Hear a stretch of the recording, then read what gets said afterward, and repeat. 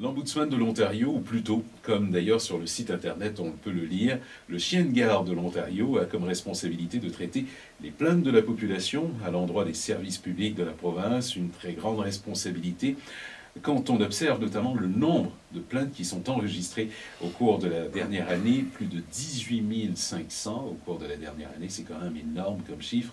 C'est un personnage non partisan de la scène publique, mais qui est aussi un lien extrêmement important entre la fonction publique et la population. Et actuellement, cette responsabilité incombe déjà depuis plusieurs années à André Marin, qui est avec nous. Bonjour, Monsieur Marin. Bonjour. Monsieur Marin, quand même, le rôle d'ombudsman, c'est un rôle qui est extrêmement important. Il faut croire que c'est une fonction que vous aimez, parce que c'est votre deuxième poste en tant qu'ombudsman, deuxième mandat comme ombudsman de l'Ontario, mais deuxième fois dans votre vie que vous êtes ombudsman. Qu'est-ce que vous trouvez de si important à ce rôle-là? Bien écoutez, j'ai réalisé cette semaine que ça faisait 16 ans même que je suis dans le domaine de la surveillance gouvernementale.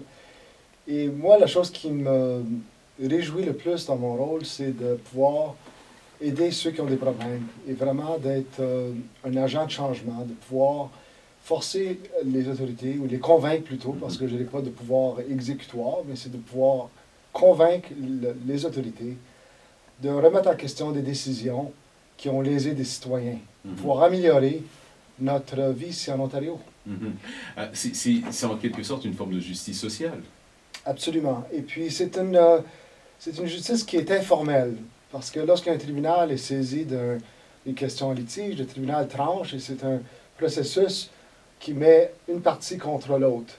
Tandis que l'approche de l'ombudsman, c'est une approche qui n'est pas qui n'affronte personne, qui recherche tout simplement des solutions. Et c'est la beauté du système. Oui, mais c'est pas évident non plus aujourd'hui de jouer un tel rôle. On a un État qui tente à se désengager de plus en plus, une population qui, elle, demande plus de responsabilités. Vous êtes un peu coincé entre l'arbre et l'écorce systématiquement. Absolument. C'est pour ça que la stratégie est très importante dans mon poste. J'utilise la suasion morale, c'est pouvoir convaincre ceux qui ont le pouvoir de changer leurs décisions ou d'adopter des nouvelles démarches.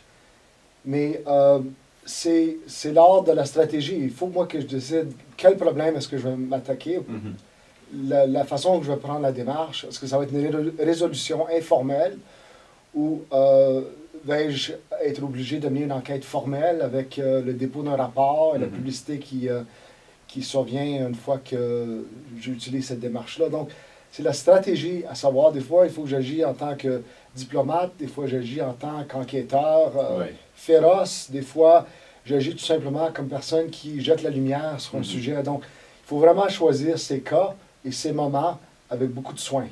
Alors, pourquoi un cas? Pourquoi est-ce qu'à ce moment-là, vous allez vous plancher sur un sujet plus qu'un autre? Dans votre dernier rapport, par exemple, vous vous intéressez beaucoup à la police des policiers. Je pense que c'est quelque chose qui est revenu depuis quelque temps. Déjà, vous semblez avoir trouvé un problème à cet endroit-là spécifique. Pourquoi est-ce qu'à un moment donné ou à un autre, vous allez justement miser beaucoup plus sur un sujet qu'un autre? Des fois, c'est quelque chose qui me choque, une situation qui semble se justifier par aucune logique, et puis qui cause des problèmes sérieux dans la société. Dans le cas de la surveillance policière, on a des corps policiers en Ontario aussi qui ne collaborent pas avec l'unité des enquêtes spéciales. Et puis on a un gouvernement qui a froid aux yeux, qui ne veut pas intervenir.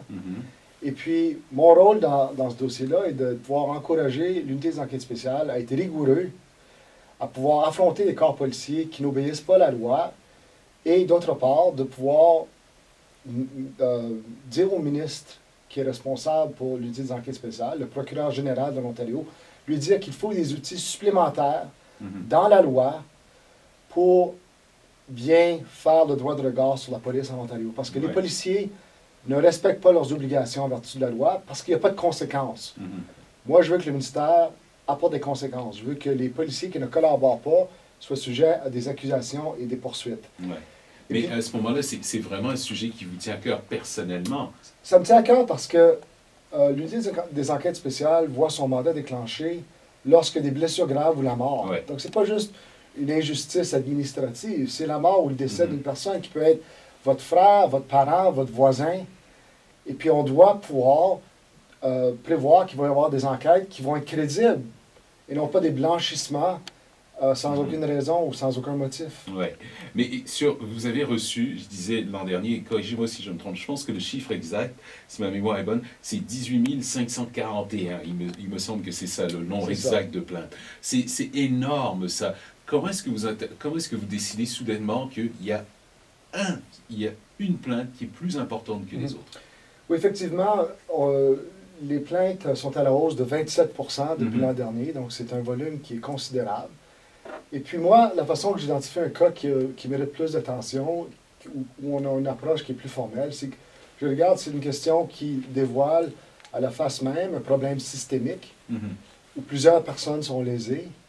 Et puis pour vous dire bien franchement, c'est un problème qui, moi, me paraît comme un problème qui est facilement réglé. Ouais, donc je regarde le dossier et je me dis, écoutons, qu'est-ce qui se passe ici? Ouais. Il y a tant de personnes qui souffrent.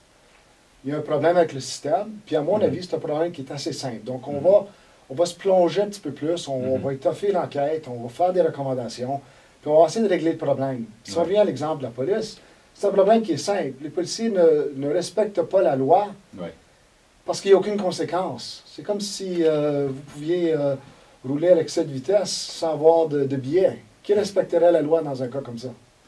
Il y a des gens qui seraient trop contents. Yeah, mais 18 500 plaintes, est-ce que, M. Marin, vous les lisez toutes ces plaintes-là? Ou est-ce que vous avez... De quel genre de ressources disposez-vous pour passer au travers de tout ça? Sinon, parce que 18 500 plaintes, on va s'entendre, sont des lettres que vous recevez la plupart du temps. Je regardais, une bonne partie de ces plaintes-là émanent d'Internet. Il y en a très peu. Je pense que c'est 1% des plaintes qui viennent en personne même pour rencontrer les gens au bureau. C'est pas beaucoup, ça. Donc, la plupart du temps, c'est du courrier, des courriels. Vous avez besoin de ressources pour faire tout ça. On a un personnel de 87 personnes qui sont très compétents, très chevronnés. Et puis, on a une façon de mener le triage qui fait qu'on est capable de remplir notre mandat. Donc, on n'a pas demandé pour plus de ressources. On est capable de faire un triage qui est très effectif. Le bureau est en existence depuis 37 ans. Oui, 1975. Exactement. Et donc, on a quand même là une connaissance corporative. On sait comment traiter des plaintes. On sait comment pouvoir faire le triage. Notre personnel, même ceux qui sont les plus récents, les plus juniors dans l'organisation, sont bien souvent des avocats. Donc, on a un personnel qui est très formé, qui a une bonne éducation, qui a beaucoup d'énergie. Et puis, pour cette raison, on est capable de remplir notre mandat. Et non, je ne lis pas les 18 000 plaintes au complet, mais mon personnel porte à mon attention ceux qui ont besoin de mon attention. Oui. Il y a une réalité, vous avez vous-même mentionné les 37 ans d'existence maintenant du bureau de l'Ombudsman de l'Ontario. Je pense qu'au Canada, c'est peut-être une des provinces qui est arrivée la première avec un ombudsman. Le rôle de l'ombudsman même, c'est vraiment été très populaire, a été développé dans les pays scandinaves. Oui. Il y avait à ce moment-là un État qui était pourvoyeur de services, beaucoup plus que ça n'est le cas aujourd'hui. Les choses tendent à changer. Estimez-vous qu'à ce moment-là, le rôle de l'ombudsman va devoir lui aussi changer et évoluer également avec le rôle de l'État? Il est beaucoup plus politisé, l'État qu'on a, la fonction publique qu'on a aujourd'hui, est beaucoup plus politisé, beaucoup plus engagé dans une mission de satisfaire notamment le parti qui est au pouvoir. En effet, l'ombudsman classique suédois est en existence depuis 1809.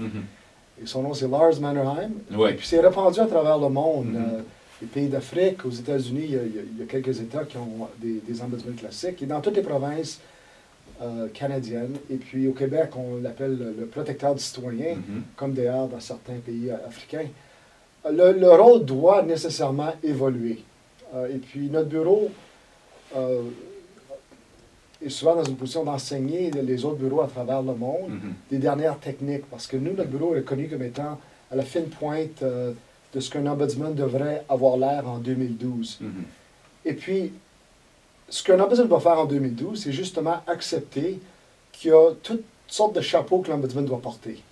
Des fois, un ombudsman doit faire son lobbying auprès du gouvernement. Des fois, l'ombudsman doit être un baromètre de ce qui se passe dans les ministères.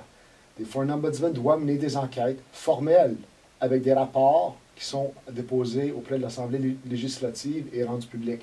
Donc, il y a toutes sortes, une foule de rôles que l'Ombudsman doit accepter. C'est dans l'ancien temps, si vous voulez, si on peut l'appeler comme ça, dans l'ancien temps, l'Ombudsman, c'était plutôt un type quasi-judiciaire qui opérait vraiment loin des dossiers chauds. Ouais. C'est une personne qui occupait un poste plus ou moins symbolique, là, un petit peu comme un gouverneur général de l'administration publique. C'est un haut fonctionnaire reconnu. C'est ça. Ouais. Bien souvent un ancien juge. Maintenant, le rôle, c'est plutôt une carrière de première ligne et non pas de retraite. Ouais. Et puis, il faut que l'Ombudsman soit rigoureux et vigilant et utilise les différents outils qui sont mis à sa disposition. Mais d'ailleurs, et c'est là que ça devient très intéressant, c'est que dans votre cas, vous avez un devoir de réserve par rapport aux joutes politiques elles-mêmes. C'est ça. Donc, vous devez être non partisan, être impartial, mais c'est très dur de l'être aujourd'hui, parce que en tant qu'individu qui vit dans la société, vous êtes très informé, vous suivez également les différents débats sociaux, vous voyez l'influence qu'ils peuvent avoir. Comment est-ce qu'on fait justement pour essayer de garder cette impartialité quand on doit rendre des décisions? Parce que c'est ça aussi votre rôle. C'est une excellente question. Moi, la façon que je vois ça, c'est qu'il appartient aux législateurs, aux parlementaires, de décider des questions d'ordre public qui sont larges, qui sont d'ordre public général. Moi, l'Ombudsman, je suis là pour s'assurer que l'administration, que la façon dont on mène l'exécution, ces décisions, ces principes qui sont généraux, que l'exécution soit faite de façon juste et équitable. Je vais vous donner un exemple. Lorsque le projet de loi 55, le budget, il y a quelques semaines, était devant Queen's Park, ce qui divisait les partis politiques, c'était est-ce que c'était une bonne démarche pour le gouvernement de privatiser certains organismes gouvernementaux. Moi, je me suis impliqué dans le dossier, non pas pour dire que c'est une bonne chose ou c'est pas une mauvaise chose, parce que ça, je vois ça comme une question générale qui relève du législateur. Oui, et ça, c'est vous impliquer, clairement. Exactement. Ouais. Par contre, je me suis impliqué dans le dossier pour dire que si le gouvernement décide de privatiser des organismes gouvernementaux qui dépendent des recettes publiques de la province, que l'Ombudsman devrait conserver son droit de regard. Donc ça, c'est dans l'exécution d'un projet du Parlement provincial. Ouais. C'est un petit peu la nuance. C'est que je ne m'implique pas à dire dans des dossiers de principe, je m'implique dans des dossiers d'exécution. Oui, et c'est effectivement une nuance très importante. André Marin, je sais que vous êtes quelqu'un de très occupé. Qu'est-ce que vous faites cet été? Continuez à travailler? Oui, moi, j'aime prendre mon congé dans les mois d'hiver, lorsqu'il fait très froid ici à Toronto et à Ottawa, où je passe pas mal de temps également. Oui. Et ce que j'ai l'intention de faire, c'est je m'entraîne tous les jours. J'ai l'intention de prendre avantage du climat, de la belle température, pour m'entraîner à l'extérieur plus souvent, de faire de la course à pied. Attention au smog. Oui, il faut faire Ouais. attention. C'est pour ça que j'ai le bénéfice de voyager entre Ottawa et Toronto assez fréquemment. Ottawa est beaucoup plus confortable pour la course à pied. Et aussi, j'ai l'intention de ouvrir mes livres de recettes et passer plus de temps dans la cuisine parce que j'aime bien préparer de la nourriture, le barbecue, etc. Ben oui. Et puis ça, j'ai négligé ça dans les derniers temps. Le dernier coup de pouce est très bon là-dessus. Le dernier livre, pas le dernier livre de recettes, coup de pouce, recettes barbecue. Excellent. Excellent, merci, Ouais. je vais aller chercher. Ben, je vous le conseille. Merci beaucoup, André Marin. Ça fait plaisir. À bientôt.